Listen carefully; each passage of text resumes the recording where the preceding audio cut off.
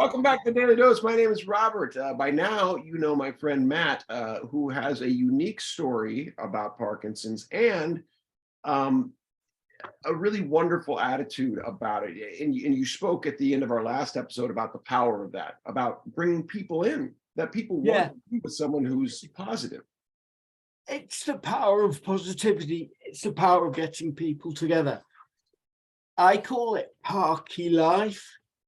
And essentially, what made me initially begin down this journey, if you like, it was when I was waiting in a railway station in London for assistance. It's the assistance lounge, and I was a little like I am now, very dyskinetic, dancing around, but my eyes always go around the room to see who's there and see if I can sort of get my I've got Parkinson's, it's okay, don't worry, sort of line in before they look too worried.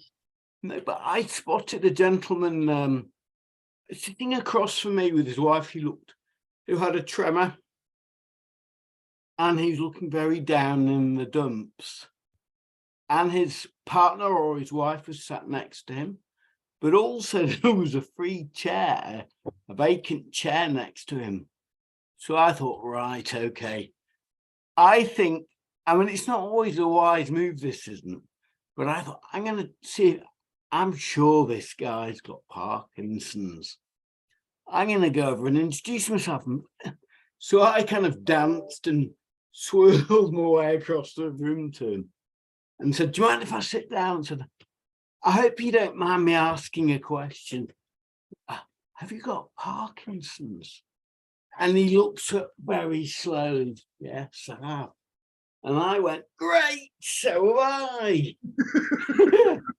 And he looked a bit dumbfounded, but it was the start of a really, really interactive conversation. I said, wearing my Parky Life colours on the screen, but he hadn't been given any positive information after he'd recently been diagnosed. He'd done what, to be honest, most people do when they get a diagnosis, is Google Parkinson's, but this is purely a clinical view, and it's used for teaching purposes, but it doesn't help people who are newly diagnosed to see an image that's over 200 years old of an old guy in slippers and hat, and with, looks a bit like me, actually, very little hair, stooping over. But no, so I that really kind of set the fire burning, really, because nobody should be ashamed of having a diagnosis. It's not their fault, So I thought, how can I turn this into something a bit more positive?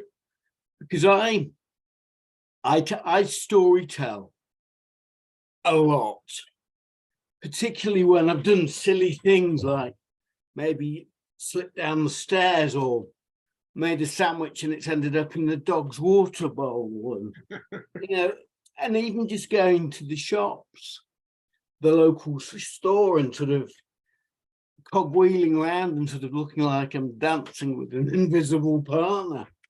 But if you put it into writing, it can actually help me cope with it, or other people cope with a difficult situation. If you put a positive spin on it.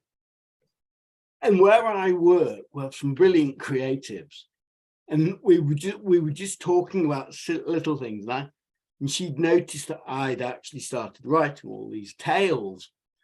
And one of them was, it sounds bizarre, but I called it the party pants dance, which is when you get changed in the morning or get dressed in the morning and you try and hop put your leg into your pants, and you end up hopping around the room and ending up in a heap on the floor. My wife thinks it's hilarious, by the way. And it probably does look very comical. But if you were to get upset about things like that, life could be really, really tough. Matt, Anyway, that got illustrated and went from there. I collected hacks, tips, funny stories from people all around the world.